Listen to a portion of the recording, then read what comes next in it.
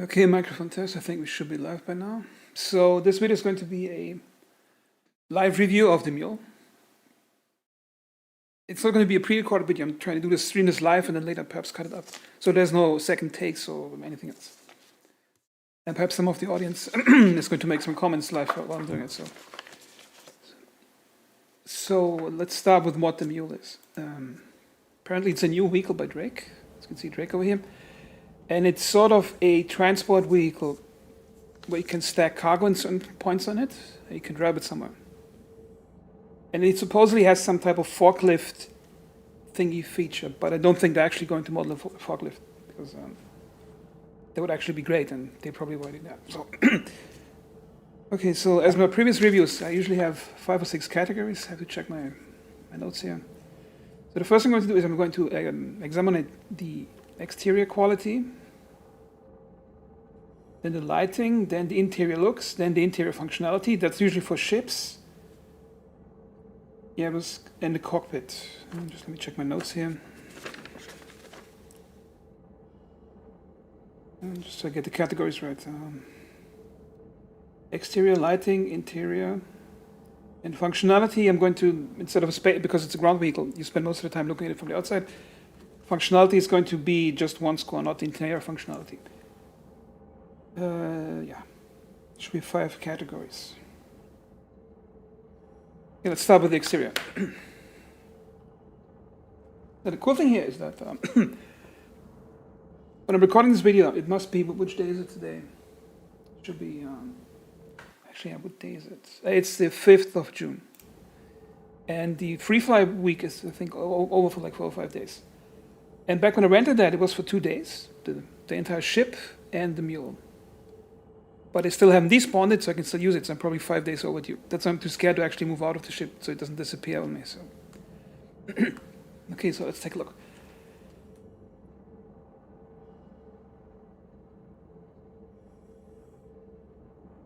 So, there's a few things that annoy me about this ship, which there are a few things that are extremely lazy by the developers, which I'm going to show you in a moment. Which is a bit of a shame, because the concept of some type of small transport vehicle on the ground is exciting to me. And I made a lot of posts on the forum how amazing forklift gameplay is in SnowRunner for comparison over a year ago. So perhaps some of that got into the feedback, and this might have been the result of it, or maybe have helped the result. I'm not sure how that forklift thingy is going to work here.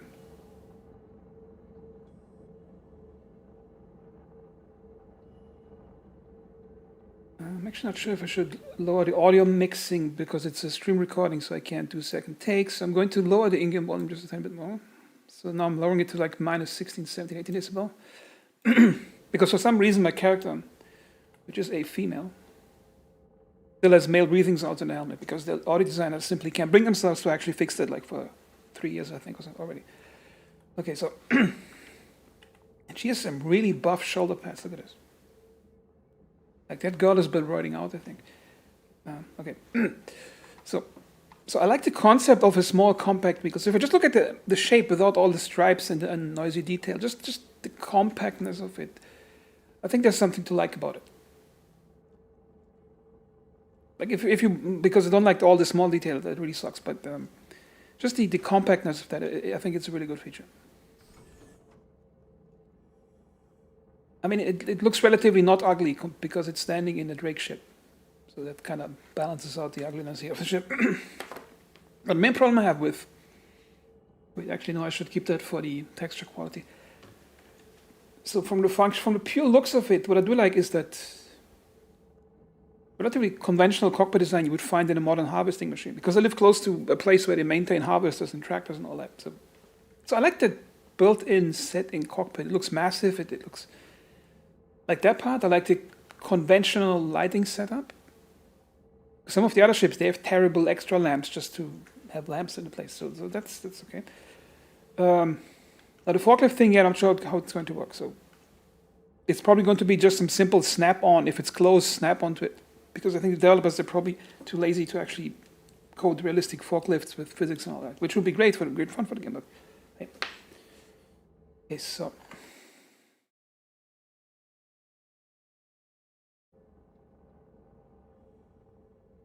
now what I really don't like is that noisy detail. By that I mean when they put some extra detail on something that has no purpose of it being there. Like for example, okay, let's say those screws over here, they make sense. Because they're fastening the plasticky thing on top of it. And notice how good the screw looks compared to other things on the ship. Because they probably use some photogrammetry for screws in this game. If you don't know what photogrammetry is, basically it's you throw something on the table, take your phone camera, walk around it, take photos, and basically there are programs, even free up, it's technically free, but yeah, programs that just make a 3D model out of it. Then you clean it up a bit, then you got a complete model with textures. That's why certain screws in this game look so phenomenally good in terms of the textures compared to the rest of the game. So the noisy detail I don't like so much. Like, notice here there's too much echoing of the rectangular shape. Like I get that part. Okay, you make the buttons rectangular. Okay, so you have this button, this button. Okay, that's nice. However, notice how everything has to follow that rectangle. Like that panel over there, that panel over here. Even those latch thingies are rectangular. Like it's trying a bit too hard to follow some shape. And I think it's like this infestation of design language as a concept. Like design language is like sauce. If you have noodles that are overcooked, and they taste like water and just really soft and all that. And then design language is like the sauce you stuff onto it to give it some extra taste. Usually it doesn't work out. I do like the extra rail over here that opens up. So that's a nice detail here.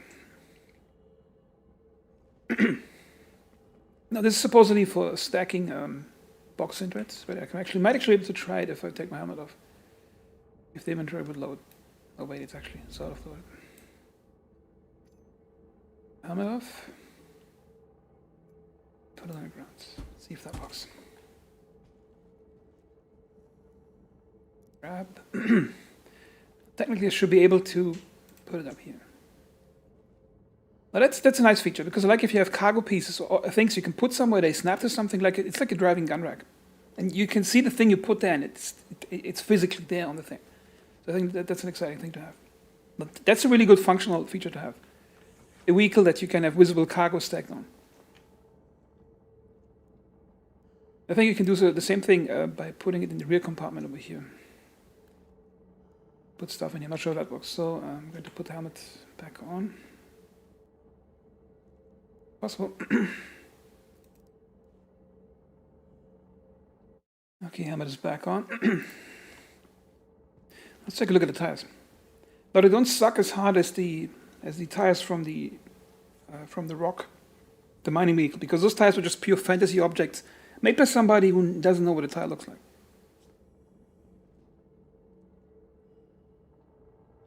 Also, I think the profile on those looks like it's the wrong way. So, okay, like that shape over here, functional.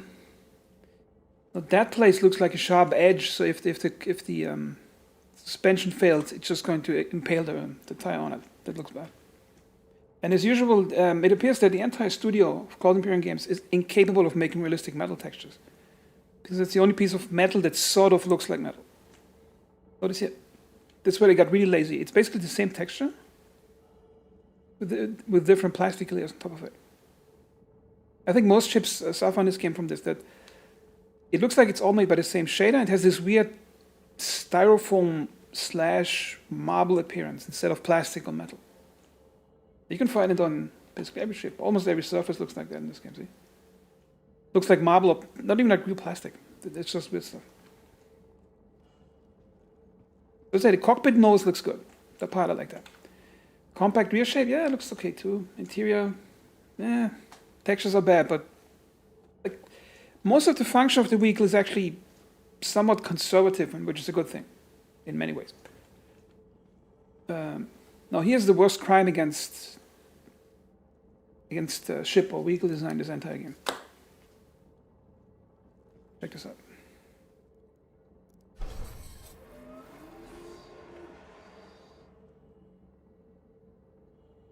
See how terrible it is.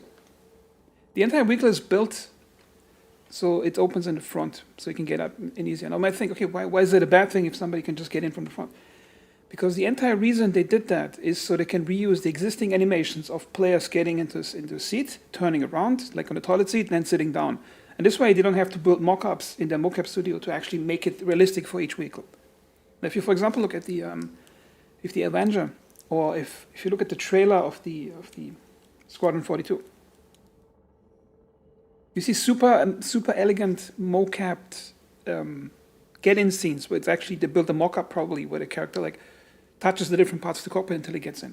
And then they probably figured out, wait a minute, we don't have to do that. Players are buying DLC anyway, so we can just skip the animation work. That's what they're doing here.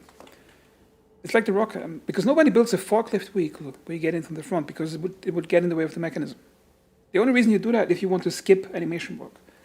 So now if you get in, come on.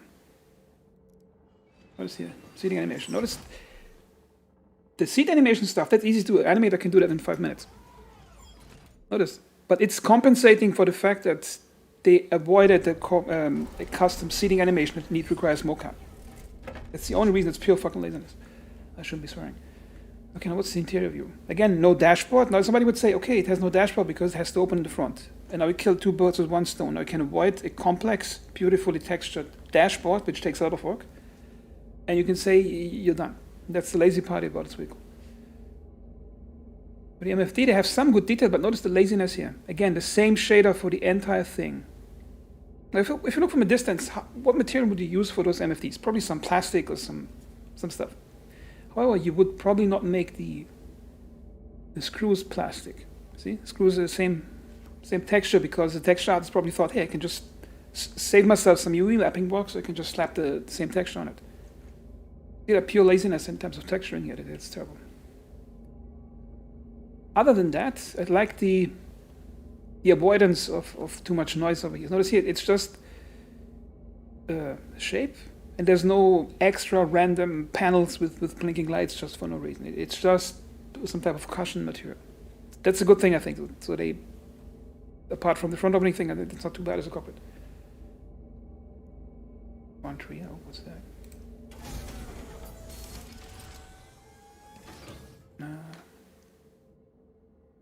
Sure what those buttons actually do. I guess the rear opens up the rear area or something. Look at the front one. Oh, the front one is working. That's what it's going to be. It's going to be something that opens up, and then you have a magnetic attachment to a box. Again, it's okay, but it's not a real forklift, which is disappointing. I would have liked a real forklift where you can just go up and down with the platform and it'll be fun. Okay, so other than that, is there anything else to complain about? Again, here that's something where the model artist wanted to get done soon. Notice the lack of detail on the thing. See that? I'm going to try to trace it. See that? That was probably a rectangular box. Then they extruded in that direction up here. Then in that direction, then they tapered off the box and added some extra bevels. That's pure modeling laziness. That's a model artist sitting there and saying, okay, how can I get done with this soon? Because it's Friday evening, I want to go have a drink. That's how this stick looks. Now compare it to some of the modern cockpits like that they're doing right now for the more expensive ships. They notice they put more work on them. Yeah, that looks pretty bad.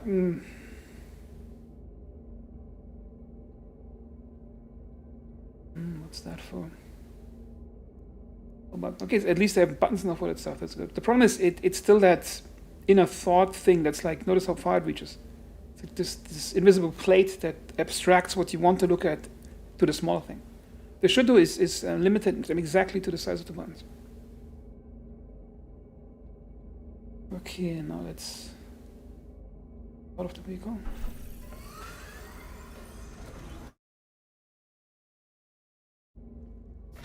I'm going to open the vehicle, and there's some pretty bad things about the driving animations for this car.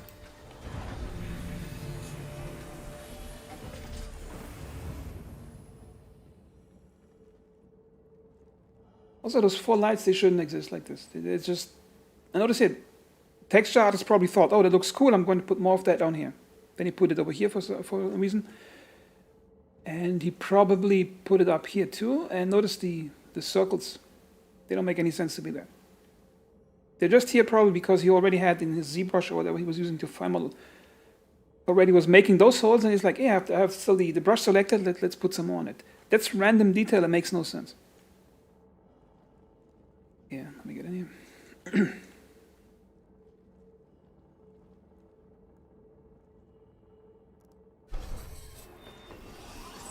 That's going to kill this game, all those recycled seating animations. Because I'm flying 100i as my main ship, and it's so painful to play in this game. Every time you get in the seat, every time he's sitting down, he rotates slowly and all that. Okay, now let's get out.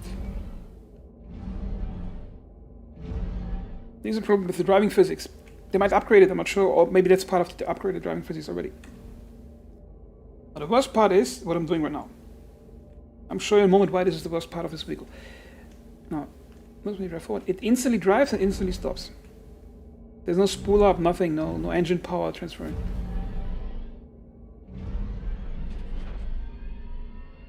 And of course, it's a bit too fast. Now, I like this suspension is a bit better than it used to be in the other vehicles. So you can actually. Oh, notice it's a bit too fast. And the engine sound, it sounds like. He stopped, notice. It's a bit too imposing, I think. Now see, that's the criminal part about this thing. Notice it. I'm going left, right. I'm tapping forward a bit, then I can go left, right. Sometimes it won't work. Notice what I'm doing here. They were so lazy with animating. Take a look. Notice it's rotating itself by the front wheels and the basically it acts like it what it basically did is they took the Nova tank. They took a hack of that vehicle's driving code, how the way it turns. Like on a tank, if you turn, you got one track turning in the other direction, then the other track, and then you basically turn on the spot. However, wheeled vehicles don't do that. So what they did basically, that's not a wheeled vehicle, it's actually a tracked vehicle, where they copy-pasted the Nova tank code. They just don't show any treads, any tank treads. So basically those are the spinning wheels. Maybe there's a better lighting condition where you can see what I'm doing here. So it's turning on the spot. Now, the animators avoided a lot of extra work now by having a steering wheel and having an animated, better way to show it. They have a mouse pointer here? I probably don't. So do it without a mouse pointer. So normally, if you look at the front wheel, you would have a steering column that would have been rigged properly animation-wise to the way the steering wheel turns. However, they avoided that by just saying, oh, it's turning on the spot like that. And only tracked vehicles have that. And that's another point of laziness here. They just wanted to avoid extra animation work and just skipped having steering on a wheeled vehicle. And they're probably going to get away with it because they're going to say, oh, it's some modern super high-tech thing, but yeah, it's just laziness. And if you combine that with the other problem of the vehicle having a front entrance so they could avoid a proper dashboard and complex motion capture seating animations. And I think that's really disappointing. So now let's go to scoring so the video doesn't get too long. Okay, let's see.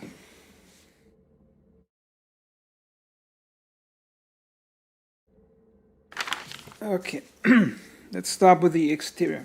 Okay, I'll go MULE. Okay, exterior. No, the overall shape of the exterior is not too bad, I would say. It's functional. I like the cockpit nose, like that conventional harvesting machine cockpit nose. I like that part. The huge wheels, I don't like them that much, but the functionality is a problem here with the steering column being present. I like the exterior thingies, you can put stuff on it. So, and it's not an oversized vehicle in the sense that it's like the Rock, because the Rock was built to take up as much space as possible without needing it. Probably so it only fits into specific ships. And probably because they wanted to make it look like some cool moon buggy and the harvesting machine at the same time. And I think they failed at both. So what do we give a exterior store for the MULE? In terms of pure looks of the exterior, bad detailing, but the overall shape is, I think, quite good. I'll give it a 7 out of 10. Okay, now next score.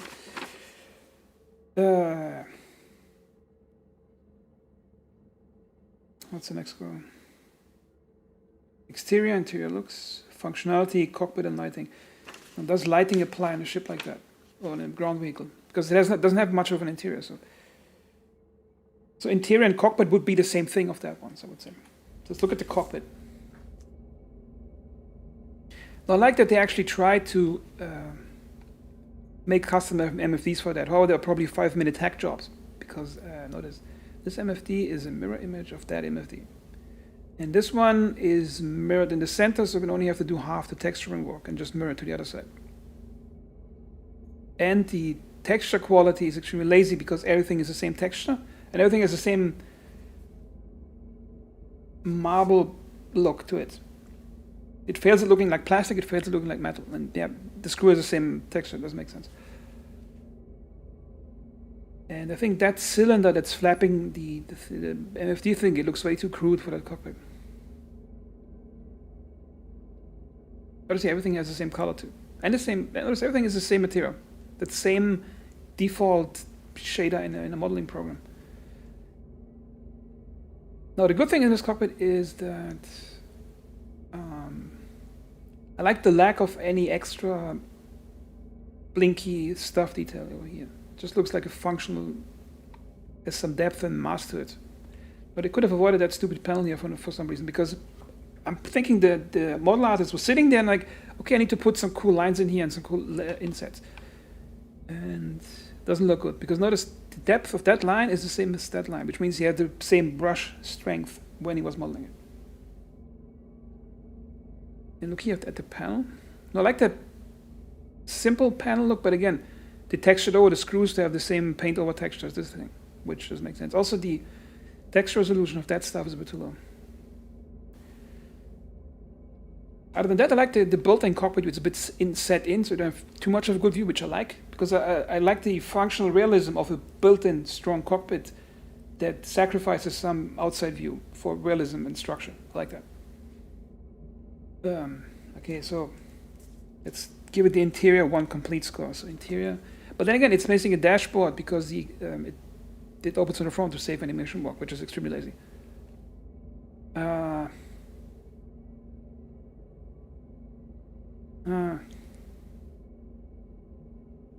Also, there's no flashlights shining in your face. That's a good thing. Compared to, like, if you're an Avenger pilot, you probably want to scream at the screen right now. You know, like the Avenger, where you have like this night light in front of your face all the time. And it's the best part when you're flying at nighttime towards a planet. You can't see anything because the in-game exposure adjustment system basically sees a white lamp in your face and then it darkens everything else around. Okay, interior. Hey, Wellington, just seeing your comments. I was too carried away in commenting myself. Lights are not in your face, so like Valkyrie, I like that. Yeah. Just notice that, like, the cockpit doesn't make me angry when I'm sitting in it, like on most other ships in this game, which I think is a good thing. Okay, so interior, what score should I give that thing? What should it get? What did they give to other ship cockpits? Okay, what did I do previously? Hammerhead, I gave the cockpit. What did I give Hammer cockpits? Wait a minute. Interior. I'm just comparing all the scores I had on this piece of paper so I can have some baseline.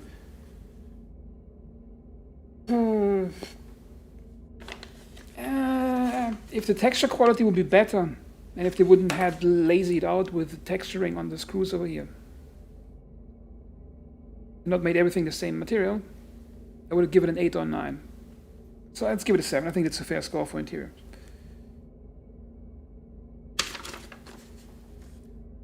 Okay, then what else we have? We have exterior, interior looks, function, cockpit lighting. But our cockpit and interior is probably the same thing here, so it's going to be cockpit is going to be the part of it, so it's combined. And then in lighting, as I mentioned, as I was talking with the comments, lighting is it's not in your face. I think it's a bit too bright over here. Notice here, it's a bit too washed out. I think it should be overall darker. And I like the lamps on the side, but it should, like, it feels a bit too washed out over here. It should be darker in the front. And there's a bit too much good lighting over here. So lighting, let's give it a 6 out of 10. Okay. Functionality of the vehicle. Okay, now there's several problems here. Let's go talk about the good stuff first, so don't get angry at the beginning of this drawing. Now I do like that it has those little pockets on the back. You can put stuff on it. So it's not like this abstracted thing. But look, I think there's still some internal storage where you have to open inventory. It's like this ghostly magic bag of holding, which I think is on the side over here somewhere. But it has those visible outside slots to pack stuff. And I think that's a really good thing to have in a game. You can put it in the back. I think it's for larger boxes. Now the front thing, I'm not sure how it's going to work, so I can't score about that. So, and I like that it has component bays that are actually functioning. It even has a little fuel nozzle, which I probably didn't show you in the video, but I'm actually going to show you. It's actually one of the better parts of the thing, so I want to be fair in the review. I just want to trash on it.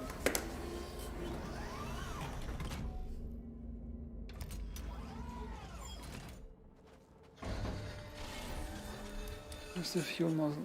Is that a fuel nozzle? Come on, show me fuel nozzle.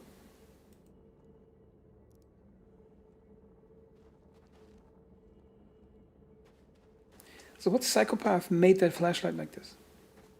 It would take him 3 minutes in the editing programs to make the flash cone a bit wider so you don't get a headache when you're playing at night.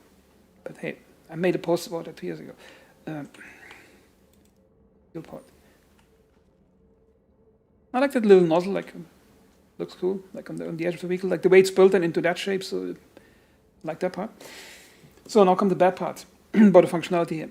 Again, it's one of the worst things in this game that they have this rearwards seating animation, so they can avoid animation work. It's pure laziness. Just they don't want to go to the animation studio. They don't have to because they're going to sell loads of the DLC anyway. Now you can contrast that to playing SnowRunner. I'm not sure how the MULE currently costs in the store, but it probably costs you as much as the whole game of SnowRunner, but minus the DLC. And there you get 15 to 20 trucks, which all have realistic steering columns and fully detailed cockpits. There's no get-in animation for the drive, okay, but it's like the real thing, and the texture quality is much better.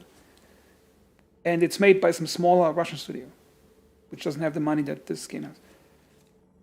So that's a bad thing, that you have this recycled seating animation, this animation avoidance thing going on. And the other problem was, what was the other one? The second bad thing. Oh yeah, the missing of the steering column.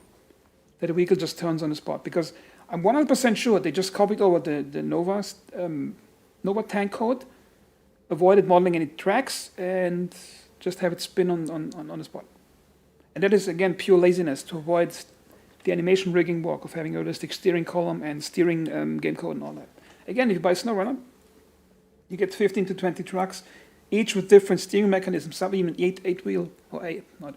4 axes or even more, and they have different steering angles. So for example, the front wheels have a higher steering angle if you're fully deflected than the axis behind it. And if the truck flips on its side, on its back, you can actually see the internal mechanisms below the truck, like the axis, how it's hooked up and all that. So yeah, so functionality, what should we give it? Now, apart from those two problems, the functionality is actually great in this vehicle compared to other vehicles in the game. Like you have a fuel nozzle, you have the little packets over here. However, the lack of realistic get-in animations and the entire vehicle being built around it should drag this score down really bad. So, and of course, the lack of realistic steering. So if it wasn't for those lazy points, the functionality would be 9 or 10. But with those really bad points, I would give it let's call it a 3 out of 10. Because it's not that vehicle's fault that the development team as a whole turned so lazy that they start skipping that type of stuff. So let's check the final score.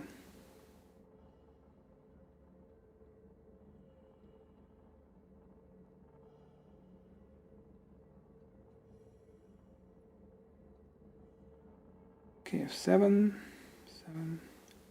6. By 4. 5.75 total score. I think it's a fair score. Like, it would be a great vehicle if they didn't skip those really critical points, like seating animations and all that. Because some people might think, okay, I'm exaggerating here, I'm being too harsh or anything. However, when you have a ship or a cockpit seat where a character does the backwards sit down and then turn around animation every time you get in, it accumulates. It's like this huge drag on the fun that you're having in this game. It's basically developers taking animation shortcuts, and then the player at the end pays for it because it's like this drag on the fun that just keeps dragging the game down. Just like magic elevators or the magic beams on everything instead of realistic physical gameplay. So yeah, 5.75, I think that's a good score, and I think this should end the video, and as always, thanks for watching.